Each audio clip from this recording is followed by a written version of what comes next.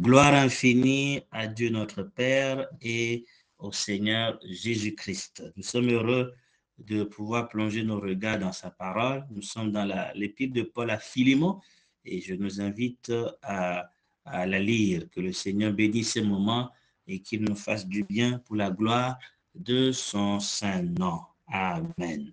Paul, prisonnier de Jésus-Christ, et le frère Timothée à Philémon, notre bien-aimé, notre compagnon d'œuvre, notre sœur Afia, Archip, notre compagnon de combat, et à l'Église qui est dans ta maison. Que la grâce et la paix vous soient données de la part de Dieu notre Père et du Seigneur Jésus-Christ. Je rends continuellement grâce à mon Dieu, faisant mention de toi dans mes prières, parce que je suis informé de la foi que tu as au Seigneur Jésus et de la charité pour tous les saints. Je lui demande que ta participation à la foi soit efficace pour la cause de Jésus-Christ, en faisant reconnaître parmi vous toute espèce de bien. J'ai en effet éprouvé beaucoup de joie et de consolation au sujet de l'amour et de ton amour, et car par toi, frère, le cœur des saints a été tranquillisé. C'est pourquoi, bien que j'ai en Christ toute espèce, toute liberté de prescrire ce qui est convenable, c'est de préférence au nom de l'amour que je t'adresse une prière, étant ce que je suis, Paul, vieillard, et de plus maintenant prisonnier de Jésus-Christ. Je te prie pour mon enfant que j'ai engendré étant dans les chaînes, Onésime, qui autrefois t'a été inutile, mais qui maintenant est utile, et à toi et à moi. Je te le renvoie, lui, mes propres entrailles. J'aurais désiré je leur désirais le retenir auprès de moi pour qu'il me servît à ta place pendant que je suis dans les chaînes pour l'évangile. Toutefois, je n'ai rien voulu faire sans ton avis, afin que ton bienfait ne soit pas comme forcé, mais qu'il soit volontaire. Peut-être a-t-il été séparé de toi pour un temps, afin que tu le recouvres pour l'éternité, non plus comme un esclave, mais comme supérieur à un esclave, mais comme supérieur à un esclave, comme un frère bien-aimé de moi particulièrement, de toi à plus forte raison, soit dans la chair, soit dans le Seigneur. Si donc tu me tiens pour ami, reçois-le comme moi-même. Et s'il t'a fait quelque tort, ou s'il te doit quelque chose, mets-le sur mon compte. Moi, Paul, je l'écris de ma propre main, je paierai, pour ne pas te dire que tu te dois toi-même à moi. Oui, frère, que j'obtienne de toi cet avantage dans le Seigneur. Tranquillise mon cœur en Christ. C'est en comptant sur ton obéissance que je t'écris, sachant que tu feras même au-delà de ce que je dis. En même temps, prépare-moi un logement, car j'espère vous être rendu grâce à vos prières. Épaphras, mon compagnon de captivité en Jésus-Christ, salue, aussi ainsi que Marc et Aristarque, Démas, Luc, mes compagnons d'œuvre. Que la grâce de notre Seigneur Jésus-Christ soit avec votre esprit. Amen. Que la grâce de notre Seigneur Jésus-Christ soit avec votre esprit. Amen.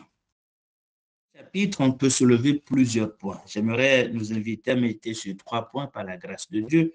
Le premier point qui m'interpelle, c'est ce que Paul demande en faveur de Philémon dans ses prières. Déjà, le fait qu'il prie pour lui continuellement, non pas pour se plaindre de lui, voilà, ou des supplications, mais avant tout pour rendre des actions de grâce, pour exprimer sa reconnaissance à Dieu du fait que Philémon manifeste, est dans la foi au Seigneur Jésus-Christ et manifeste le fruit de cette foi qui est l'amour. Lorsque Paul apprend, en tout cas reçoit des témoignages de Philémon, des témoignages qui prouvent vraiment que la vie de Christ est en lui, il se réjouit de cette grâce qui lui est faite et il bénit Dieu pour cela. Voilà déjà une première leçon qu'on peut apprendre, le fait de nous appliquer à bénir Dieu pour la foi manifeste dans la vie des uns et des autres. C'est une grâce que quelqu'un ait connu Jésus et que la vie de Jésus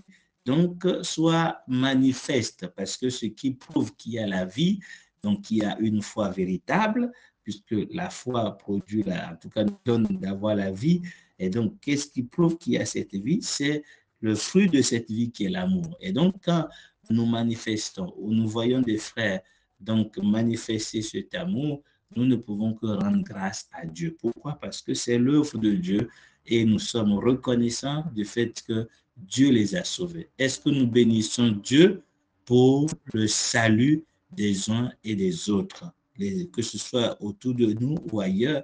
Est-ce que le seul fait que nous sachions que telle ou telle personne est dans la foi, est-ce que c'est quelque chose qui nous pousse à bénir Dieu pour cela? Parce que des fois, on se plaint tellement qu'on ne réalise pas, voilà, le privilège, la grâce que, bien évidemment, la personne a déjà d'être dans la foi. Nous apprenons à rendre grâce au Seigneur. Mais qu'est-ce qu'il demande quand il prie? Donc, c'est vrai qu'il rend grâce au Seigneur, mais qu'est-ce qu'il demande en faveur de Philémon? Au verset 6, il dit, « Je demande que ta participation à la foi soit efficace pour la cause de Jésus-Christ, en faisant reconnaître parmi vous toute espèce de bien. » Bon, c'est la formulation de ce passage un peu complexe. Je vais relire d'autres versions. La version d'Abbé dit, « De sorte que ta communion dans la foi agisse en reconnaissant tout le bien qui est en nous à l'égard de Jésus-Christ. » Et la version Semeur dit, je demande à Dieu que la solidarité qui est en nous, qui nous unit plutôt à cause de ta foi, se traduise en actes et qu'ainsi tout le bien que nous t'avons amené à faire pour Christ soit rendu manifeste.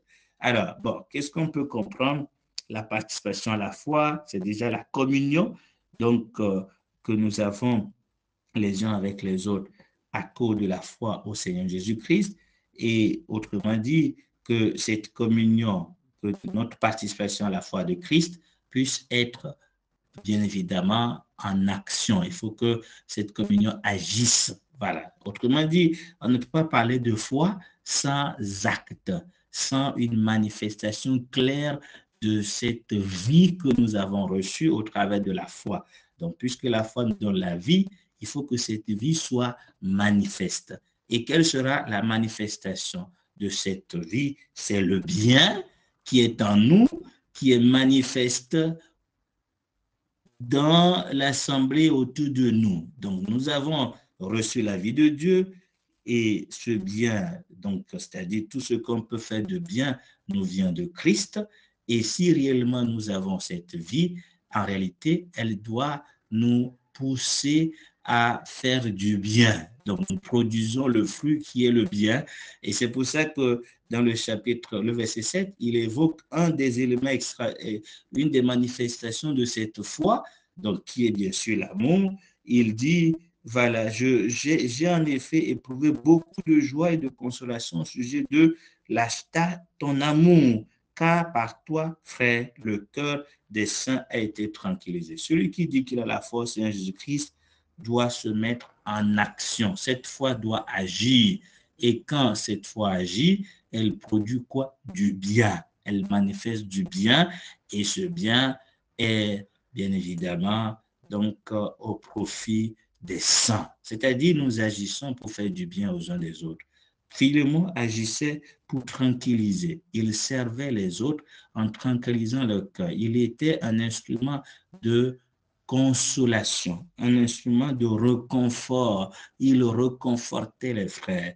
Voilà. Donc, la foi au Seigneur Jésus-Christ ne nous met pas, c'est-à-dire isolés, ne nous donne pas aussi d'être inactifs, j'allais dire, mais comme Pierre va le dire aussi, hein, plus nous le connaissons, plus en tout cas, nous ajoutons à notre foi la connaissance, l'amour fraternel, l'amour, pour finir, il va dire, nous serons comment? Nous ne serons pas stériles. quant à la connaissance de Christ. Hein. Permettez-moi de lire exactement ce petit verset du chapitre voilà, de Pierre, de 2 Pierre, nous y arriverons.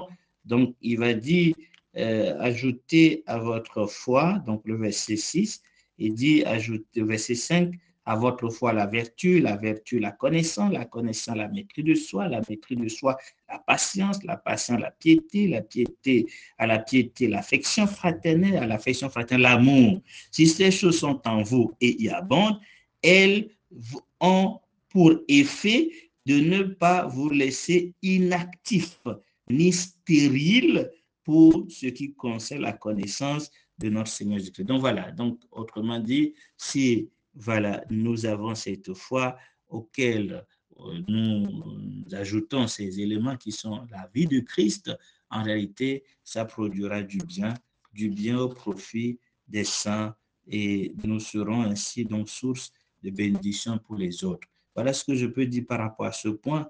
Voilà, si un frère a une autre lumière, il peut donc toujours nous éclaircir sur ce point qui me semble être extrêmement important. Donc, la prière, et qu'est-ce qu'on demande? Quelle est donc notre préoccupation principale quand nous prions pour les uns les autres? Ici, Paul, comme dans plusieurs passages d'ailleurs, il demande surtout en un mot que la vie de Christ soit manifeste vraiment, et voilà, vraiment au milieu de ceux qui disent qu'ils ont la foi, donc cela leur pousse à faire du bien et à servir donc les autres, à être source de consolation, de tranquilliser ou être réconfort, une source de réconfort pour les autres. Voilà, donc voilà le premier point. Le deuxième point qui m'interpelle aussi dans cette prière, hein, dans cette lettre qu'il envoie en faveur de Onésime, puisque en réalité il demande à Onésime, à Philémon d'accueillir Onésime. Donc c'est le fait qu'il dit, Onésime t'a été autrefois inutile, mais maintenant est utile. Voilà, donc il a été inutile. Pourquoi? Parce qu'il n'avait pas la vie. Il n'avait pas, donc, il n'était pas converti. Donc, il était dans le monde, il était bien évidemment esclave du péché, même si, voilà, donc, ici, le fait qu'il soit esclave, c'est dans le sens étant serviteur auprès de Philémon, mais il était littéralement aussi esclave du péché. Et il n'avait donc pas la possibilité ou la capacité d'être utile en quoi que ce soit.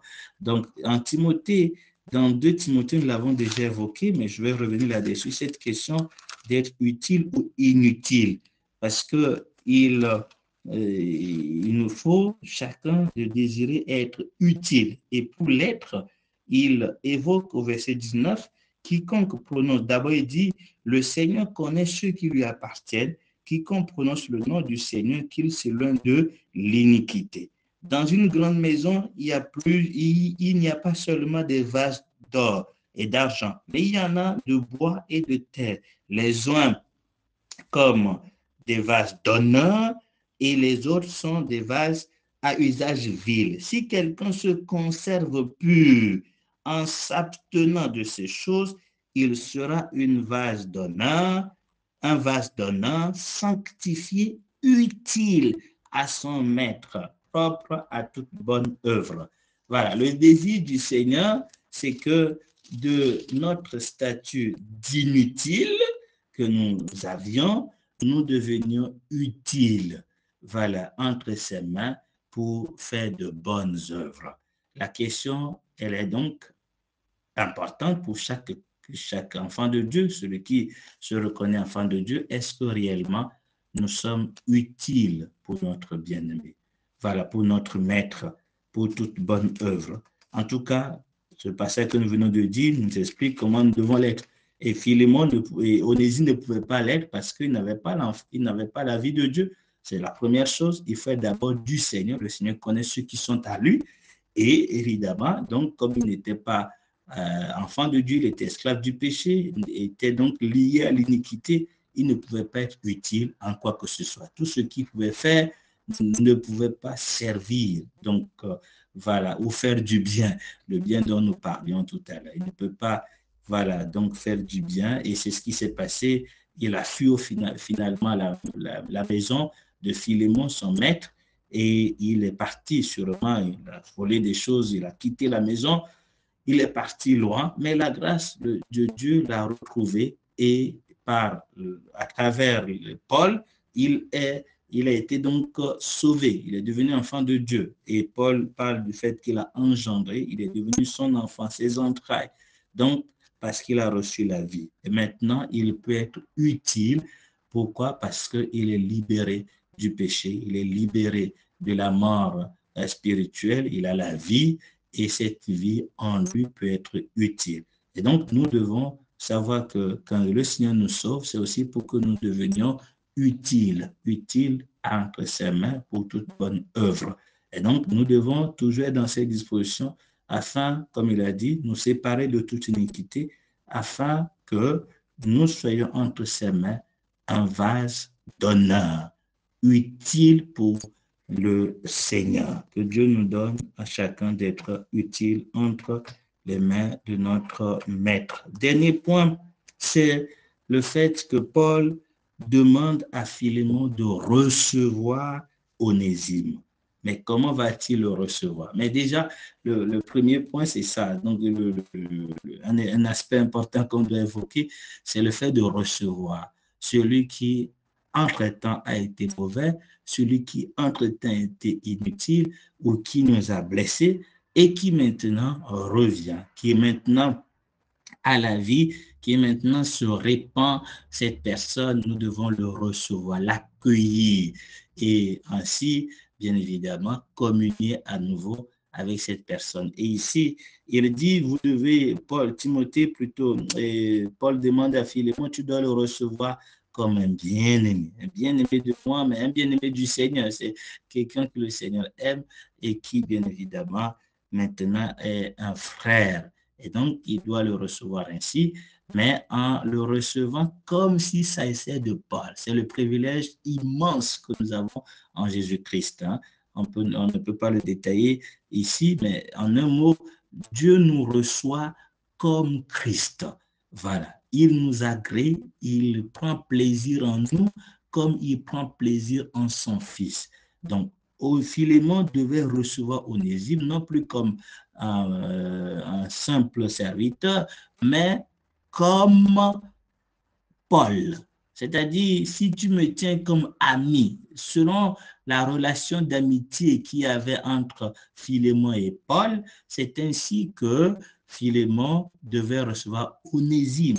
Voilà, supposons que Paul, puisqu'il dit plus tard de lui préparer une chambre, tout ça, donc si Paul venait chez Philémon, ben, Philémon allait l'accueillir au titre de Paul quand même, avec l'honneur qu'il faut. Voilà, peut-être garder une chambre à part, oui, c'est ce qui va être fait d'ailleurs. Voilà, s'il faut lui faire un bon repas à cause de la relation d'amitié. Et c'est cette relation maintenant, en tout cas, que Paul demande que Philémon ait avec Onésime. C'est quand même merveilleux. Hier, il était inutile. Maintenant, comme il vient dans le Seigneur, il est accueilli à un titre extraordinaire sur la base de la relation que Philémon a avec Paul. Et c'est la même chose. Nous sommes accueillis par Dieu sur la base de la relation que nous avons avec plutôt la base de la relation que Christ a avec Dieu. Puisque Christ est bien-aimé de Dieu, Dieu nous accueille aussi et il nous aime. Puisque, bien évidemment, Christ est agréé de Dieu, nous sommes aussi agréés de Dieu. Dieu nous a fait grâce de ce don merveilleux d'être bien évidemment agréés dans le bien-aimé. Voilà, c'est une grâce extraordinaire dont nous devons nous réjouir et pour laquelle nous devons rendre grâce continuellement à Dieu.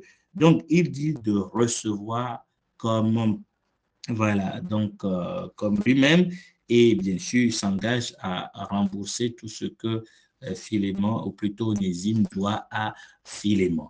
Voilà, donc la restitution, le remboursement sont des choses extrêmement importantes. Ça nous rappelle le pardon qui nous est accordé parce que Christ s'est engagé à payer le prix et il a payé. Voilà, donc Dieu nous a rendus agréables dans le bien-aimé, il nous a pardonné dans le Seigneur qui a donné sa vie pour nous. Nous lui devons toute notre reconnaissance. Maintenant, de façon pratique, Romain nous explique aussi que nous devons accueillir les uns les autres, recevoir les uns les autres. Voilà, comme Christ nous a reçus, hein. Voilà, donc dans Romains le chapitre 15, c'est extrêmement important. Donc, c'est vrai qu'il parle que les forts supportent les faibles, reçoivent les faibles, mais il évoque en conclusion, nous devons accueillir, recevoir. Et donc, peut-être ça ferait l'objet d'une méditation. Donc, le fait que nous devons être, bien évidemment, voilà, dans les bonnes dispositions, les dispositions du Seigneur. Donc, Romains le chapitre 15, le verset, je vais lire à partir du verset 5, que le Dieu de la persévérance et de la consolation vous donne d'avoir les mêmes sentiments les uns envers les autres, selon Jésus-Christ, afin que tous ensemble d'une seule bouche, vous glorifiez le Dieu et Père de notre Seigneur Jésus-Christ. Accueillez-vous donc les uns les autres comme Christ vous a accueillis pour la gloire de Dieu.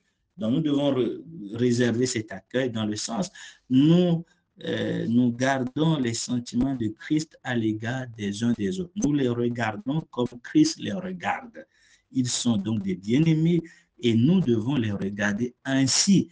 Même des fois avec des faiblesses, nous devons toujours regarder les autres avec les yeux de Jésus et les accueillir à cœur ouvert, avoir un sentiment d'amour à l'égard de tous les bien-aimés. C'est très important que Dieu nous accorde d'avoir ce cœur qui accueille comme Christ aussi nous a accueillis. Et comme on l'a lu, c'est extrêmement important parce que cela nous permettra d'offrir des louanges d'une seule bouche, de glorifier Dieu, donc notre Père, dans le Christ Jésus d'une même bouche, être d'un même cœur. Et pour cela, il faut bien évidemment qu'on s'accueille les uns les autres. Donc, je voulais quand même, dans la suite de nos méditations, qu'on revienne sur ces points. Ça nous permettra de mieux comprendre. Donc, déjà, qu'est-ce que nous demandons les uns l'égard des autres dans nos prières et aussi, donc, comment pouvons-nous être utiles entre les mains de notre Maître, parce que c'est le désir du Seigneur. Et enfin, donc, accueillons-nous les uns les autres parce que Christ nous a aussi accueillis et nous devons aussi nous réjouir d'avoir été aussi accueillis par Dieu comme il aurait accueilli Jésus-Christ. Quelle grâce immense. Dieu soit béni et que pour toujours de nos cœurs jaillissent des louanges à l'égard de Jésus-Christ, notre bien-aimé, qui, bien évidemment, donc, en qui nous avons été rendus agréables. Et voilà, au travers de lui, que la louange soit pour notre Père pour toujours. Voilà, que Dieu nous bénisse. Il y a d'autres points, comme j'ai dit, sur lesquels on peut méditer. Donc, quand il dit que le Seigneur, c'est ce qu'il dit vers la fin, c'est un élément aussi important. La conclusion est toujours très édifiante, ces conclusions, que la grâce de notre Seigneur Jésus-Christ soit avec votre esprit.